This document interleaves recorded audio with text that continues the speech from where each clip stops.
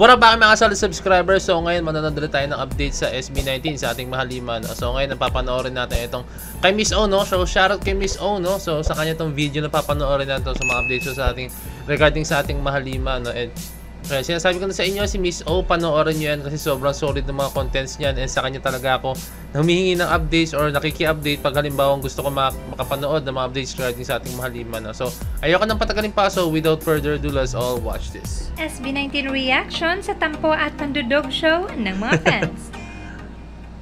Two of the many things that SB19 and 18 share are their humor and love language, which is bardagulan. At hindi na ito bago dahil noon pa man ay ganito na magmahalan ang dalawa. At ang pinaka-latest na pandudog show ng mga fans ay nang si Stel lamang ang nag-greet sa anniversary ng fandom. Kaya ang say ng mga ito, si Stel lamang ang SB19 member at ang apat ay 1Z staff. Pero ngayon sa SB19... Naalala nyo yun, yung part na si Stel lang yung nila kasi naalala ni Stel, no? So, nakakatuwa lang yung part na yun, no? Kasi sobrang, ano yun, yung humor talaga ng 18 talaga, no? Sobrang nag-overflow, like si Stel, kasama raw yung PA niya, kasama raw yung mga, ano niya, mga homeboys niya. Parang may mga comments ako or mga, nakikita ko mga post na gano'n na. And, hindi ko alam kung ba't hindi bumati sila Pablo and the rest yung apat. Siguro nakalimutan nila or baka sinadya nila kung ano sabihin ng 18. No? And ayun. Kaya hindi ko talaga lubos maisip, no. So grabe magalit ang 18. Hindi naman magalit pero grabe magtampo yung pinakamagandang term.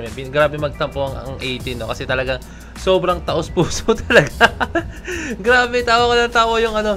Doon ang katawa yung grabe still pati sa ibang bansa kasama yung mga kasama yung mga hindi ko maalala kung PA o homeboy mga o yung para sinabi niya ang galante ni Stel, sinama pa sa ibang bansa yung mga parang PA niya or homeboy, no? Parang akarit lang. In IG post na picture ni Justin ay may caption itong Happy Anniversary 18, Sorna. At nakakatuwa at nakakatawa din naman ang mga replies ng mga fans. And so, dalawa si Jai na post din naman ang mga replies ng mga fans. Nakakatuwa. Ano sabi ni Jai? Wait lang. Official SB19.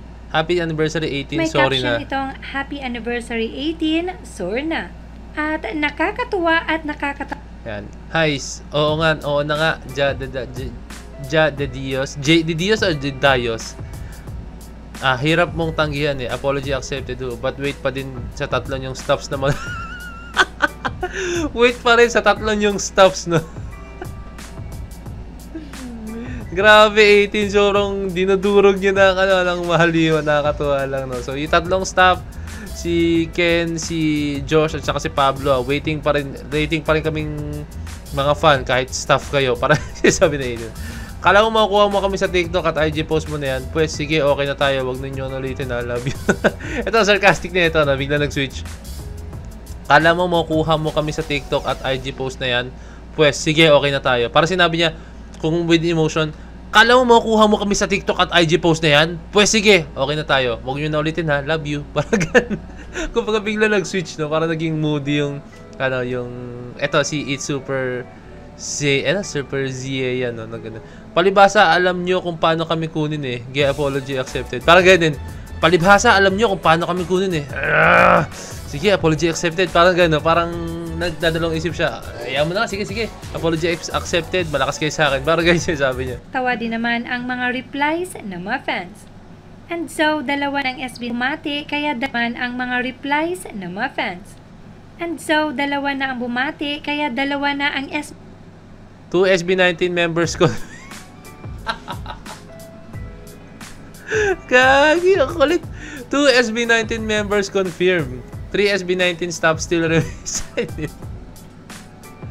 Oh, shit, no? Ano kayang nararamdaman nila, no, nung... ng ating mahalima. Yan, si Stel. Tama, sila, buong SB19, no? Ano nararamdaman nila nung dinadarag sila talaga as in, no? Lalo na sa tatlong hindi pa bumabate, no? Anong nararamdaman nila? Like, at siguro naisip nila, babatiin pa ba namin sila? Kasi baka biglang daragin din kami.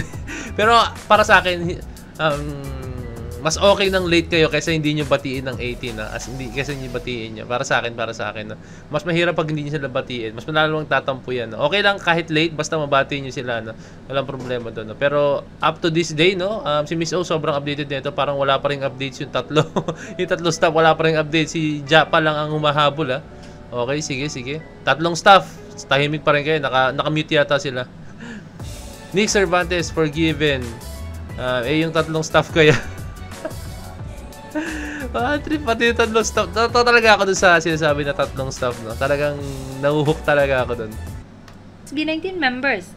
Pero nag-post naman ng SB19 official ng TikTok dance ni Pablo, Josh at Ken. At may caption itong entry ng 1Z staff. Pinalagan pala nila.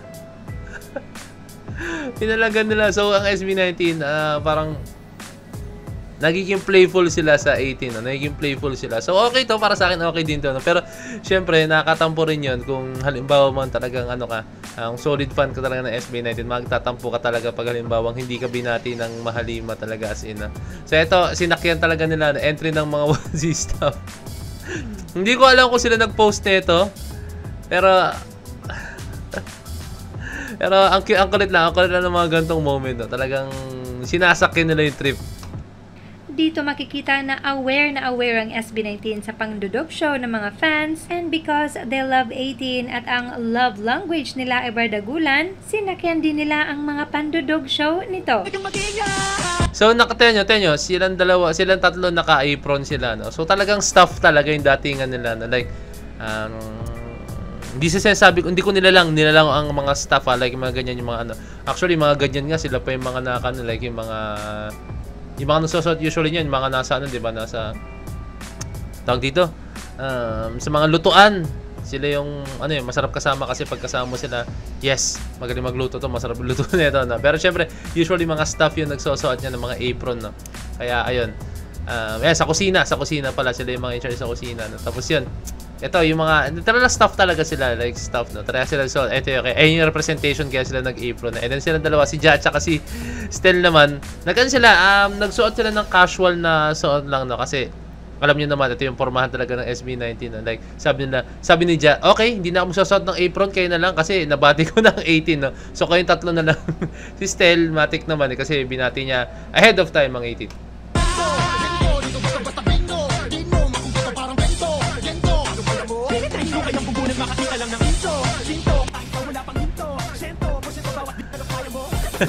Guys, apologies pala, no? So, sinabi ko na may time na sinabi ko doon sa video ko recent lang, no?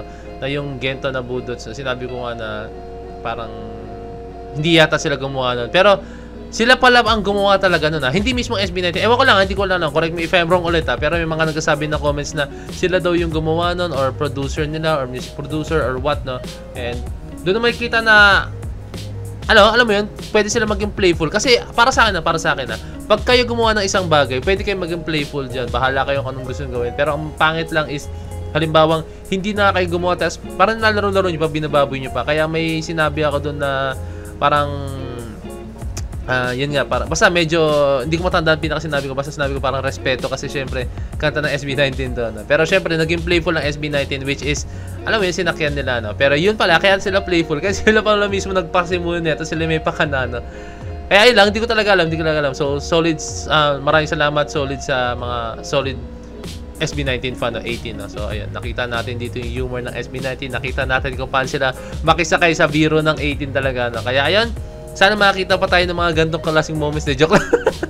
Joke lang, no? Pero I'm hoping na tingin ko next naman sabay-sabay na sila. I think accidentally lang talaga, hindi nila naalala, no? And ayun, or baka just to spice things up lang. Kumbaga, nangyari lang talaga to, no? Parang pinlano nila para makitingnan nila kung anong reaction ng 18 pag hindi nila binati, ng SB19 nating mahalima, no? Which is, eto, nagtampo nga talaga. So, naisip nila, hindi na namin pwedeng ulitin to. So, grabe pa lang 18.